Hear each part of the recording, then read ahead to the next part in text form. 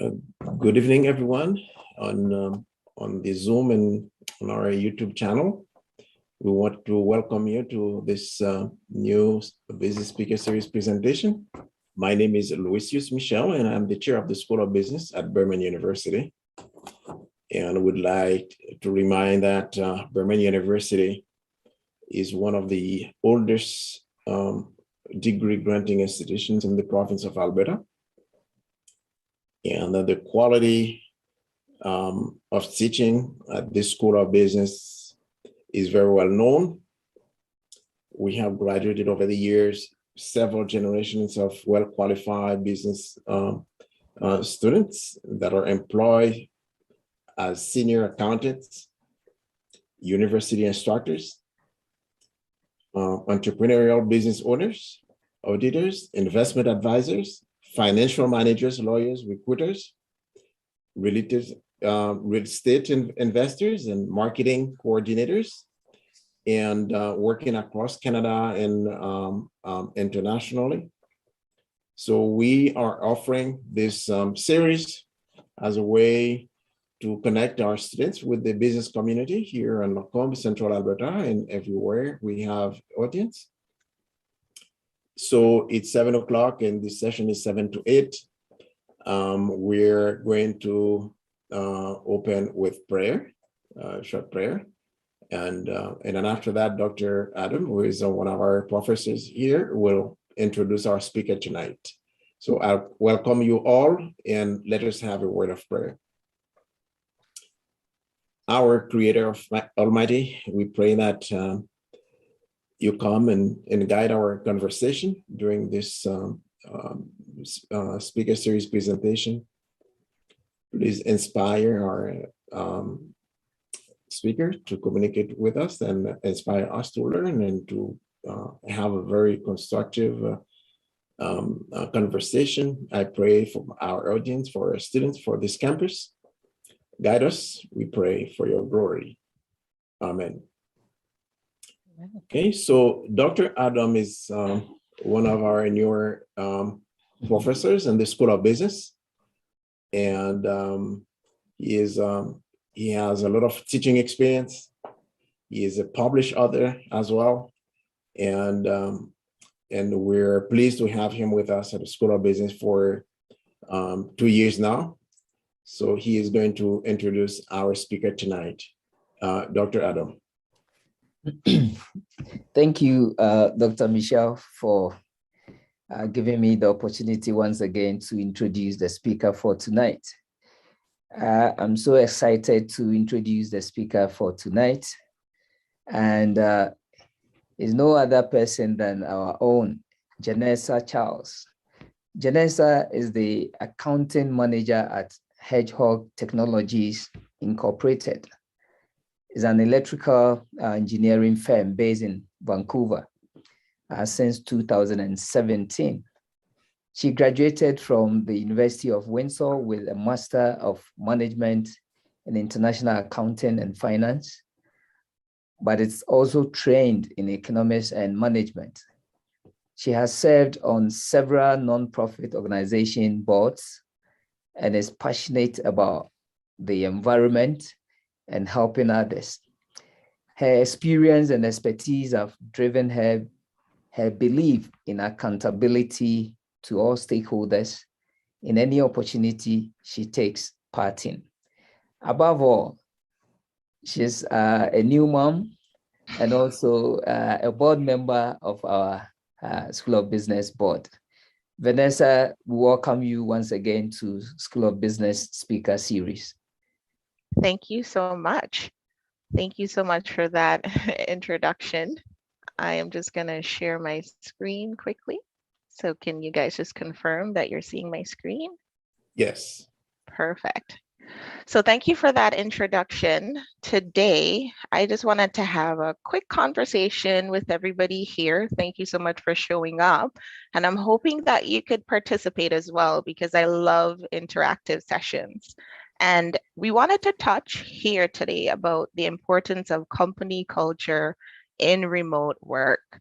Now with COVID, so much has happened, so much has changed. But there's just one feature that a lot of people or a lot of companies need to be aware of, and that's how their culture would have changed or would have been impacted by how COVID changed the way we work. In terms of our agenda, it's quite concise. Already, Dr. Adams has given you a little idea of who I am, where I'm from. So I'm going to tell you a little about myself, an overview of the topic. We're going to look at what is defined as workplace culture, how this has changed over the past 2 years, what we can do to support culture post-COVID, and just important takeaways. And then we could have some questions at the end for those who would like to ask a few questions. So again, my name is Jenesa Charles, and I work at Hedgehog. And yes, I'm a new mom, but outside of that, I am an islander, and I hail from the beautiful twin island state of Antigua and Barbuda. Right now, my family and I, we live in Vancouver, and we are complaining a little bit about the cold, but loving the experience at the same time. Again, we're talking about culture in the workplace and how this would have changed based on the last 2 years and how COVID impacted that. So a quick question, now that we're getting started, when you hear culture, what's the first thing that comes to your mind? Anybody? Just pop open a comment. Organizational culture. Organizational culture. Okay. For me, I think food. As an islander, I love seafood. I think music. I think artwork. And I also think about the unique things that identify a group of people or just a family, just things that identify who you are. In terms of the company, though, this same idea, this broad concept can be applied to a workplace. So we're looking at the company's identity. We're looking at the environment that they develop, the processes, how things are done. We're looking at their values, attitudes, and the behaviors that propels the company's success. It's almost a unified mission, a unified vision that every single employee from top to bottom has agreed upon and worked towards or within the framework that they work within. Now, many companies have been touted for having the best culture, the greatest culture. We hear about the Googles, we hear about the Apples, but there are other companies that also exhibit great culture and have been successful. I'm going to read some comments from employees from these companies, and I'd like you to just pay attention to some of the words that they use. This employee from CVS Health says, excellent company, high expectations, fast-paced, the values of the company aligned with mine, and it makes it worth the challenge. There's some really important keywords here. The second is an employee from Zoom Info. Now, Zoom is a platform that we're using presently, and they said, we have built something pretty special here. It has been great to be part of that. More importantly, though, I'm excited about where we're headed and thrilled to be a part of that. Lastly, we're looking at ADP. ADP allows you to be you while improving professionally. Everyone is friendly and truly listens. Thanks for the flexibility during the pandemic as well. So is there anything that really stood out to you in any of these comments that these employees made about their company, their culture? These are companies that were identified by the Business Insider magazine as top employers of 2020. This is during the pandemic when companies were facing challenges. Is there anything that stands out to anybody here in any of those comments?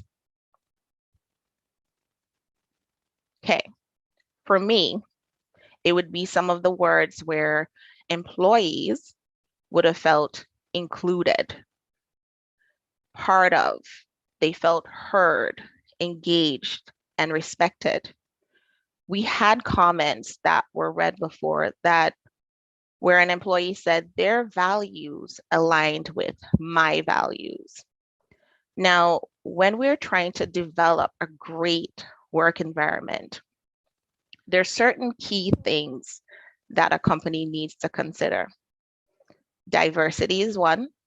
And when we talk about diversity, we're talking about it beyond race. We're talking about it beyond age and gender. We also need to think about diversity in the sense of skills, background, experience. Each person brings their strengths that can be used and built upon to work towards a common goal and a common environment. The more talent you have included in a company, the more likely you are to succeed. Great work environments and great cultures also have shared values. Why would I want to work for a company if I'm not working in an environment that supports what I believe in, that supports the way of life that I think is, I don't want to say it's right, because there is a difference between someone's view of right or wrong, but supports your deepest values for your decision making. It supports your values on how you work, when you work, and why you work. Having a shared mission. Now, if we think of a tug of war, you have members on one side of a rope and at the other side of the rope.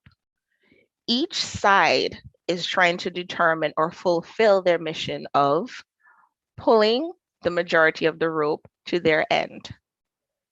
The mission for that group, whether it's on the right or on the left, is to complete the task of winning the game, the tug of war. So if you're building a company or building an environment, a key component is having shared values where each employee sees the mission, agrees with the mission, and puts their efforts and productivity towards attaining this mission. Great communication. How are we communicating the values within our organization among our employees? Face-to-face contact, having a visual reinforcement, meetings, policies, communication as to what your company stands for, how things are done, are a great way to ensure that you are sharing the value that you hold as an organization and building the work environment. However, this is a two-way street. Employees also have to feel engaged. As we saw in the comments before, they have to feel heard. Employees as well are able to contribute in ways that your culture changes over time. They have to contribute to the ways in which you are understood from the perspective of, are our values lived? Are our values understood? Is the mission clear? Are we all working towards the same goal? Now on this side, we're looking at ways in which we have culture ingrained with our employees. Does anybody want to share how culture might be ingrained in your processes in your companies, or your process for your company when it comes to a new hire? What does that new hire have to know or go through before they could start working on their task in your organization? Super quiet team. Okay. So in some instances, or most instances, and I can give you an example of my company, each employee has to go through an onboarding process.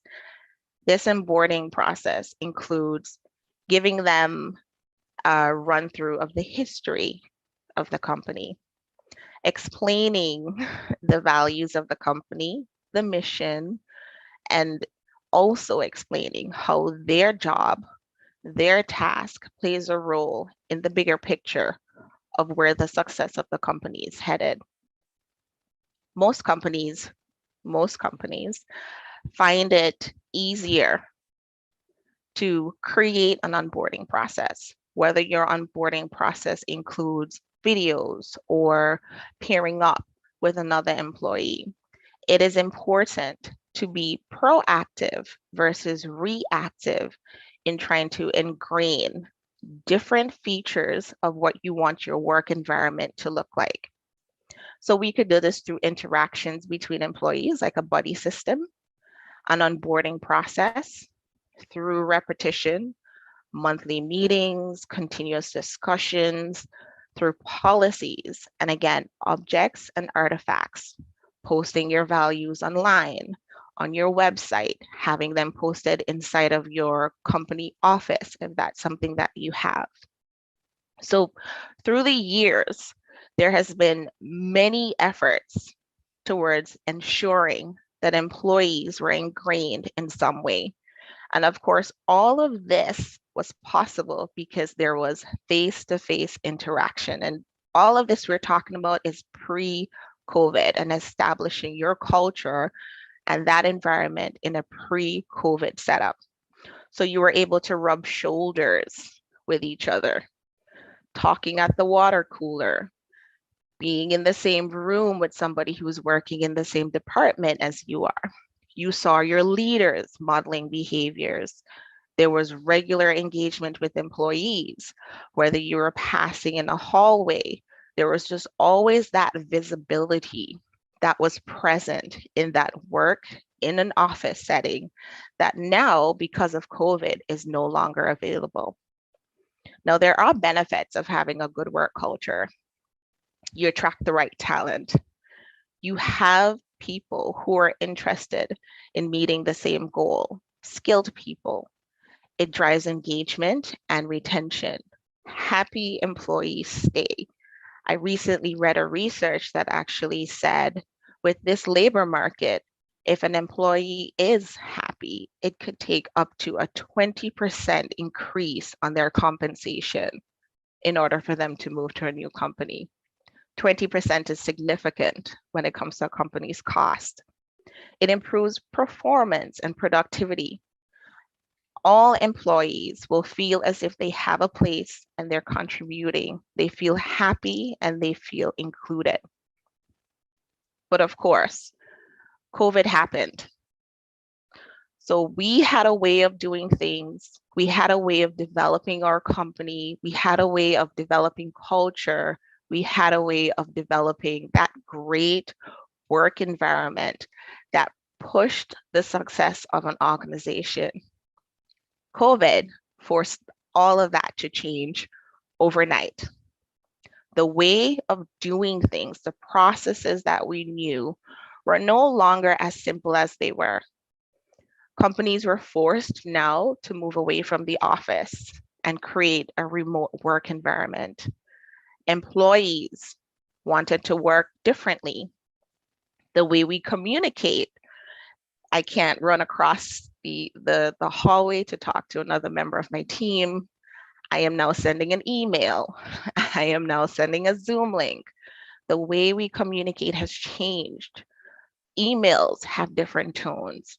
There's no way for you to, gather more from the inflection from someone's voice in an email. You're just reading words. So COVID changed the way that culture is now shared. There's less face-to-face interaction and you have more individual decision-making, more one-on-one time, more isolation, and more decisions on how you do work versus how work as a company and processes as a company used to be. So as a result, over time, for those cultures that weren't managed, you saw microcultures popping up. This is how this one accounting person does these entries. This is how the marketing person might decide to do something. It didn't continue as hey, this is the Jenesa Incorporated way, it became, this is employee one's home office way and employee two's home office way. Isolation became the norm. We're no longer working together as the group. And of course, this is not 100% for every organization, but these are the effects of working remotely. Isolation could become the norm. And sometimes boundaries between work and play can become blurred.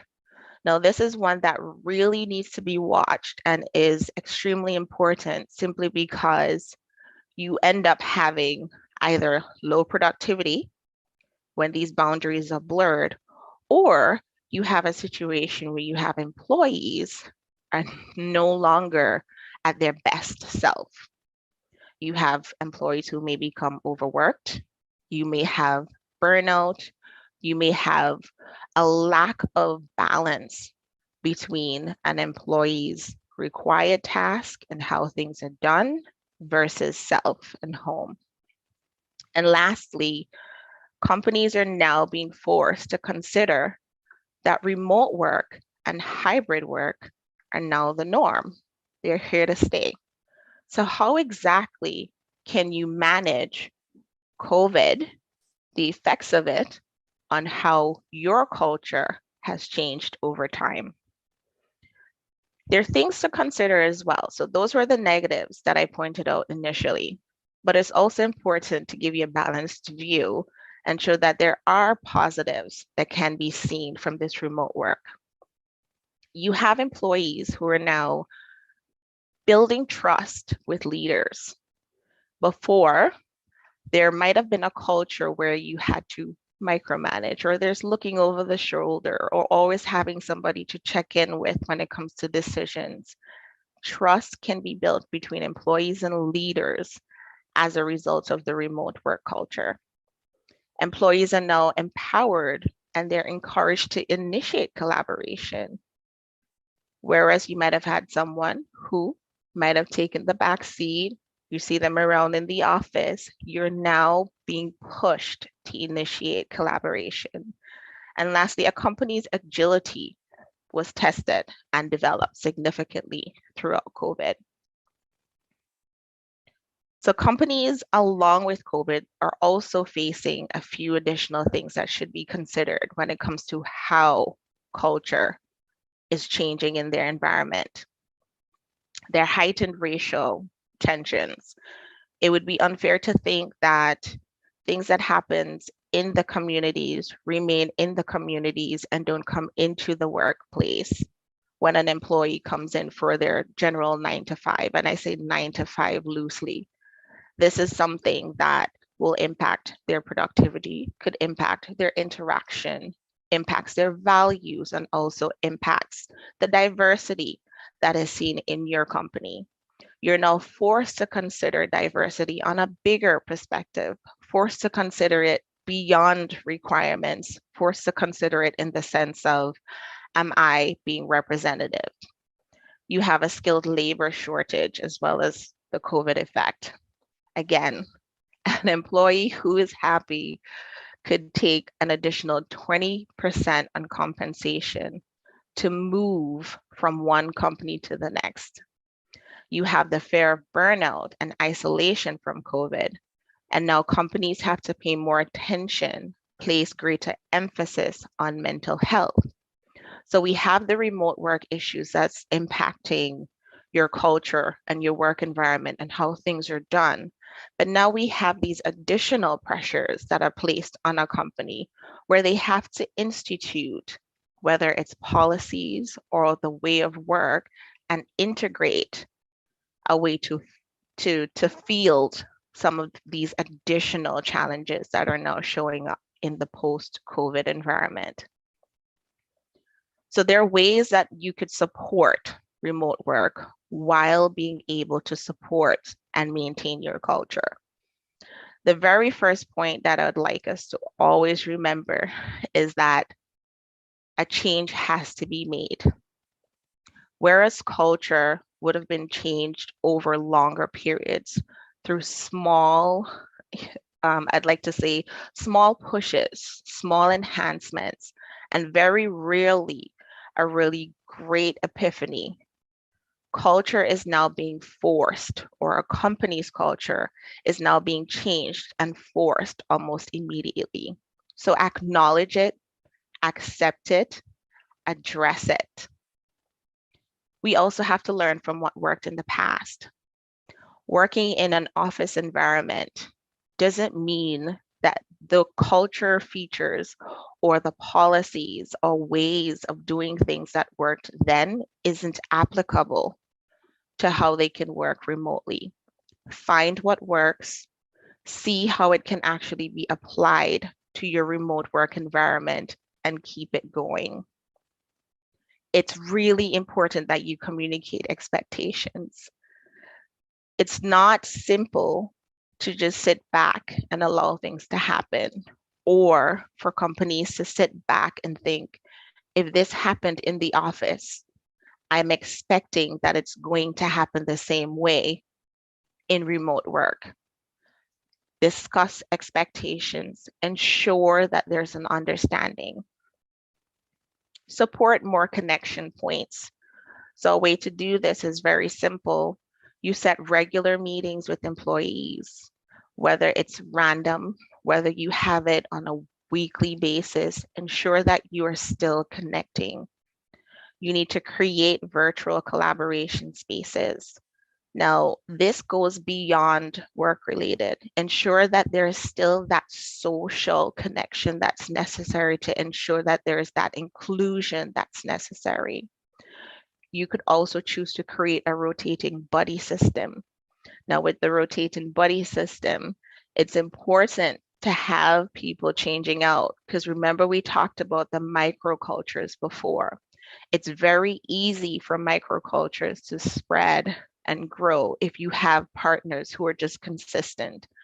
And creating the buddy system also pushes collaboration beyond the people that you're used to talking to, beyond the people who might have been there for a while and would have grown into a culture of their own. So it's really important to continue creating, that collaboration beyond just this is what we know, this is how we've always done it, and create new ways to communicate and meet each other. Host virtual open door sessions.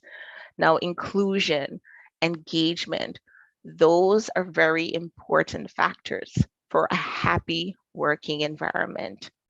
Keeping an open door policy has always been one of the best things that leaders can do inside of the office workspace, but it could also translate to the virtual workplace. Host regular sign-up sheets, allow employees to choose or have the opportunity to be heard, and beyond being heard, having their opinions and concerns, when possible, because they're not always possible, actioned. You would also need to think about whether or not you have the right tools.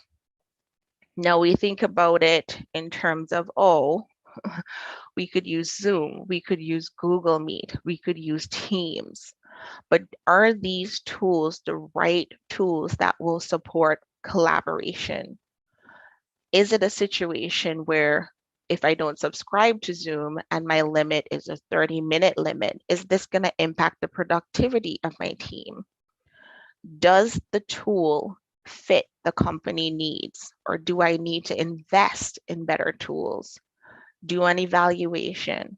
It's really important to ensure that the platform is in place to create a work environment that is ideal and that gives you the agility and flexibility to work in a remote and hybrid setting, but at the same time ensures that it allows you to share your values, shares your mission, shares your goals, and it also creates that feedback loop that's important to maintain employee engagement. And lastly, the major takeaways from this is that a great workplace culture is not a singular goal. Employees are also to be held accountable. You have leaders who are responsible for setting the example, creating the behaviors that are supporting the type of value system that your company represents. Employees are also required to hold these leaders accountable for these goals, accountable for the behavior. You have to keep employees engaged. This strengthens and supports your workplace culture. Having great feedback options, listening, actioning, and even responding to employees, whether or not it is in favor of or you feel as if it's something that it's not available at this present time. Creating that platform where you could have conversation, keeping engaged, helping employees know that, hey, you are heard, we're staying in touch, and we're keeping connected so that if things change, they're all actionable is very important. Understand that developing your culture virtually, it's possible. It is possible. It takes the same time. It takes the same effort as if you would have done it in the workplace, in an office setting. And last is, it's really important to understand that culture is always evolving. We're no longer in a time when culture would have been changed with small steps, small changes. We are now seeing how rapid changes are happening because of diseases like COVID, viruses like COVID, but also technology, the changing skills and way of life of the new generation that's coming. There's a greater requirement for work-life balance, finding, jobs that actually fit into the goals, fit into their values and the missions that they might have for themselves as well. So companies should be agile, but also open and understand how they could integrate the changes that we're now seeing with generations and the changes that are happening within our time and see how we can implement them. Remote work, hybrid work is here to stay. Where a lot of companies are now looking at ways to reduce their footprint, to reduce their spaces, because there is an understanding that we are going towards a more virtual workplace, a more virtual environment. And so it's very key and important that we concentrate on keeping the key things that drives the success of a company, and a positive cultural environment is one of those key things. Thank you so much for listening.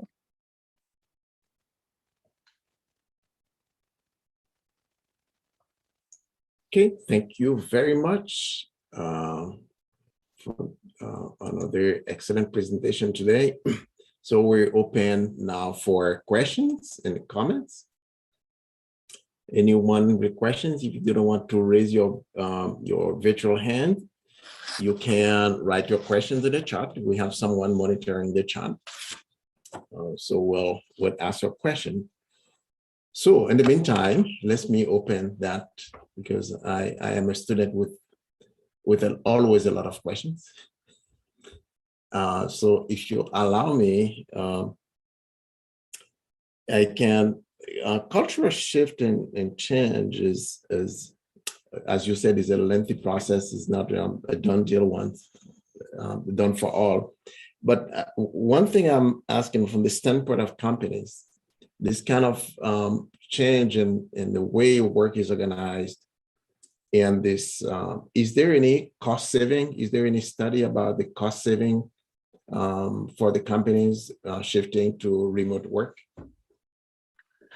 There is significant cost savings for those companies who would have had footprint when it comes to building and operational savings, but it's not completely free. It's like I said before, you should consider the tools that you have in place, like financial planning, like human resource planning that you're doing for your company. Culture is something that companies should consider planning for, so that when it comes to implementing it from a remote perspective, the tools are in place. training can be done for employees. So it's not 100%, yes, it's free, we're saving so much money.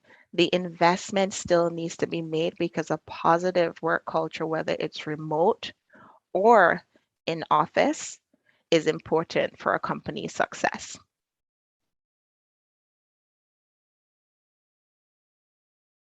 Any other question? I just check on YouTube and I saw a word of appreciation from the Dean, Dr. McDowell, thanking you for a great presentation. Thank you. I want to convey that to you.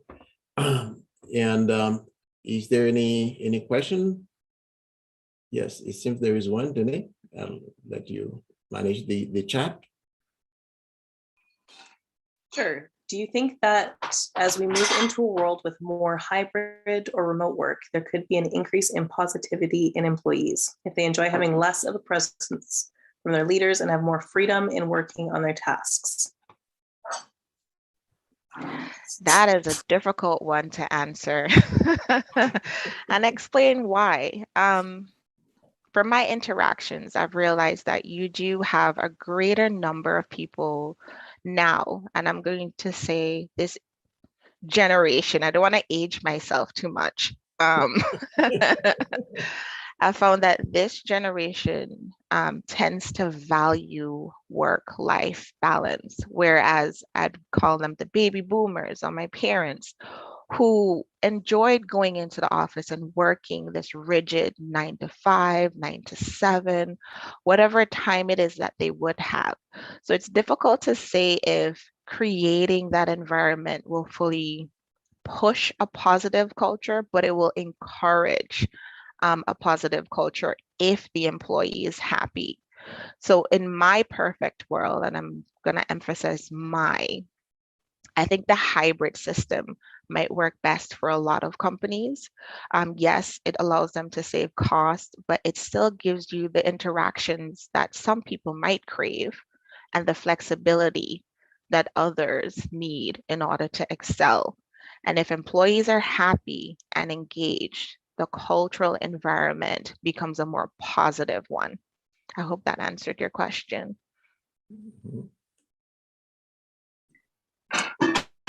How can workers maintain a boundary between work and home when one works from home? What can employers do to ensure that employees can enjoy work-life balance? So in terms of work-life balance and creating that clear boundary, when you move outside of the workplace, you're losing the framework of how tasks are done or the orientation of what's required to complete a task. By creating a framework that employees can reference, it's a great way for not only the employees, but companies to kind of guide employees on creating that line, that cutoff, that required work or required level of productivity to say, hey, this is your boundary. This is how much you need to do based on expectations, based on needs, and giving the employee the tools to be able to step back and evaluate whether or not they're meeting this or if they're exceeding this and where the cutoff needs to be. So it's a matter of creating a clear framework of task orientation. Okay. Any other questions? Another question I have is this. In my interactions with other colleagues from other schools of business in this province, they have realized that some of them have studied it, and that there is a link between that remote work, remote study, and mental health. And employers who care about the well-being of their employees, how do they manage that? How do they shift to that environment and at the same time care for mental health of their employees? In terms of mental health, it's a very personal situation. And yes, it becomes more difficult to identify if someone is struggling when it comes to such concerns. One way that I would recommend is that we talked about visibility, right, before, and we talked about creating ways for employees to share feedback. This could be anonymously. This could be an assigned mentor within the company. But once companies try, and it's still on the employee to choose to make use of the opportunities that become available.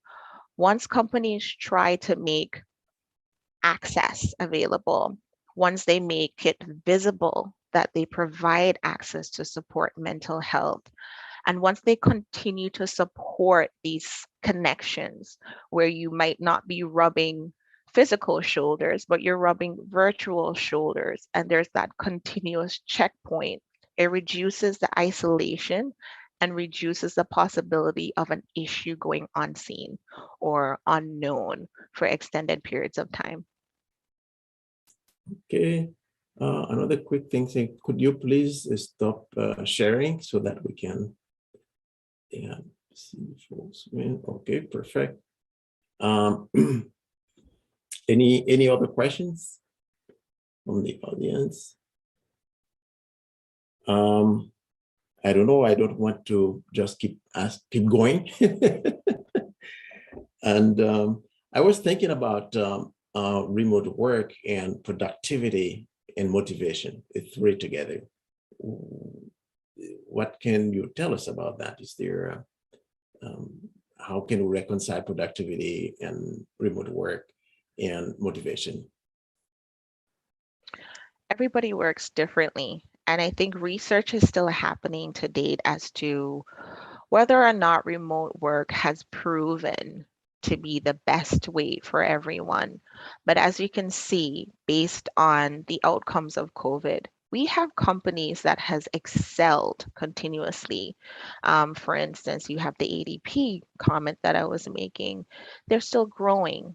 You have companies who, unlike I would like to say more companies that might have needed that in-person work still succeeding, right? So the rates of closures for organizations who are able to be agile enough to move to remote work is far less than the rate of those who require an in-person work environment. So that shows that productivity can be maintained.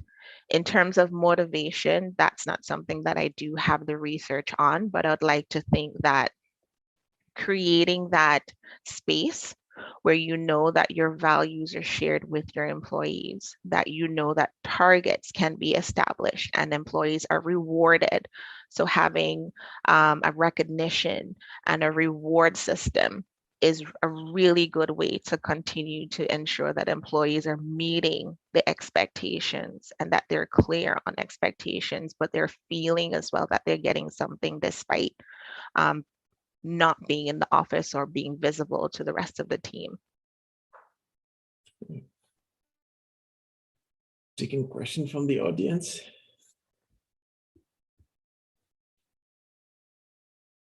Anyone else? We still have 15 minutes.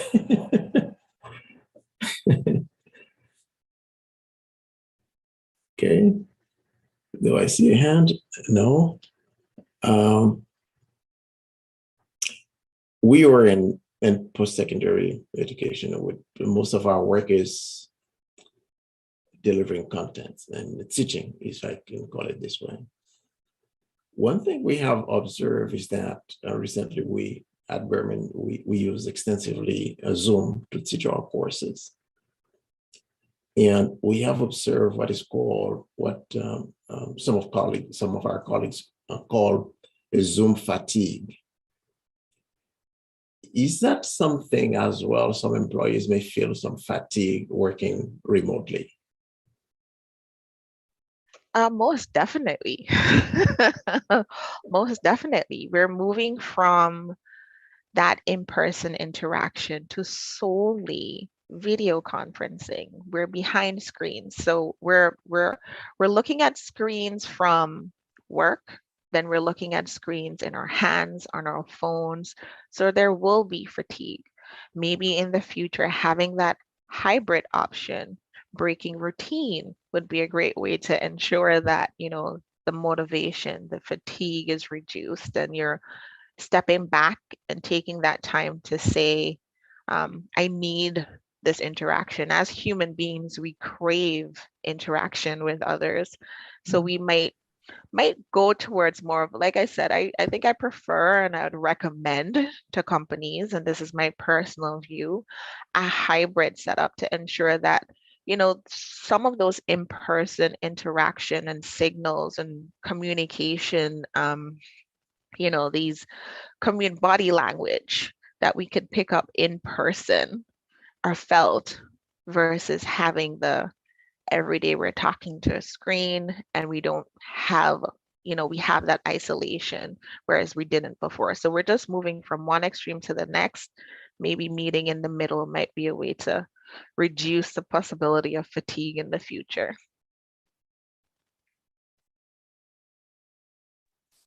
There's another question in the chat. How do you reconcile remote work and its inherent expenses to the worker, electricity, internet costs, etc.? Compensation. I champion employees having that conversation about fair compensation.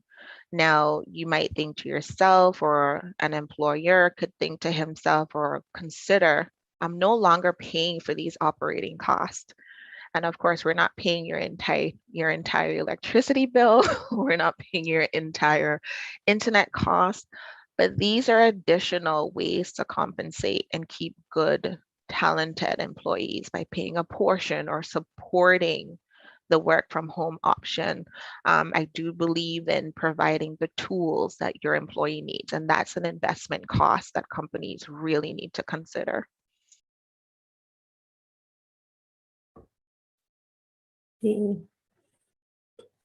We have read a lot, a few comments about in post-secondary institutions such as ours, in terms of what you have already highlighted in terms of a blend of remote and in person. Okay.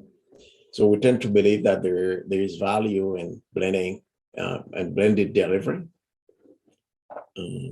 And a mix of in-person and in online. But however, there are so many other companies that have the advantage of first movers advantages. Small institutions that are lagging, how do you see the future in that environment, in that work environment? The same way, like I said before, you have to plan for what you want your future company to look like and the investment. A small company should consider what that return on investment might look like. We have to be honest that for some, a hybrid or remote work environment is impossible. It might not work for smaller organizations where you have one person doing so many jobs that it's really important for them to be, in office working with everybody else because of productivity and efficiency. So analyzing the return on investment, seeing whether or not it's worth going forward, seeing if the cost savings are worth it is something that they should consider. But keep being innovative. Try your best to create, an environment where your operations are agile enough so that in the future, if something like this were to happen again, you can confidently respond in a way that could protect the assets of your company and protect the profitability of your company. But over time, that's all it is, just over time. I just copy and paste a comment on the chat for Denise. I took that from YouTube. Somebody made it. It's not my comment, but. Yes, it was actually a part of the employee's comment. They enjoyed the challenges. It's very rare to hear an employee say that they enjoy the challenges of their job. Okay, right. Any other comments or questions?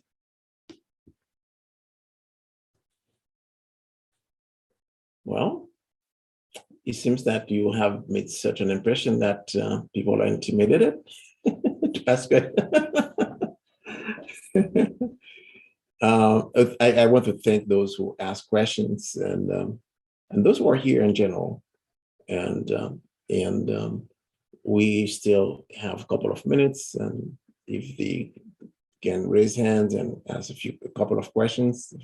If not, then we're giving a couple of seconds, and if not, we're going to end the meeting. Anyone? Okay, so again, we want to thank you,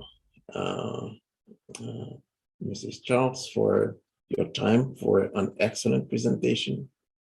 And this is part of what we address in some of our courses, and now this is new, very new. This is the new work environment.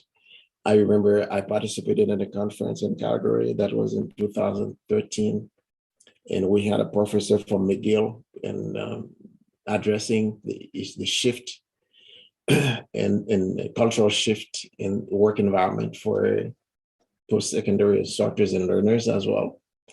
And with COVID, as you highlighted, that has been really accelerated, and we are in it, and the process is on the way. And for all organizations, either, if you allow me to say that, at the university or not, if we don't join in that process, we may be left behind. Do you have any last comments you want to make before we close the meeting? Yes, I actually do want to thank you guys for, for being here and for making the time to listen to my presentation. Thank you for your participation and hearing me out. And in terms of culture and remote work, I just want to emphasize again that I think it's very important to support or create the type of culture for companies and employees alike to contribute to the culture that they would like to, I guess I want to say, exist in, because this is what truly drives the productivity and at the end of the day, the success of any company. And whether it's remote work or in office or the future of hybrid, we all need to consider the impact of these changes and how we can adapt to them to the best of our ability going forward. Okay. Again, thank you so much. And someone put in the chat that was very beneficial, and I believe so too.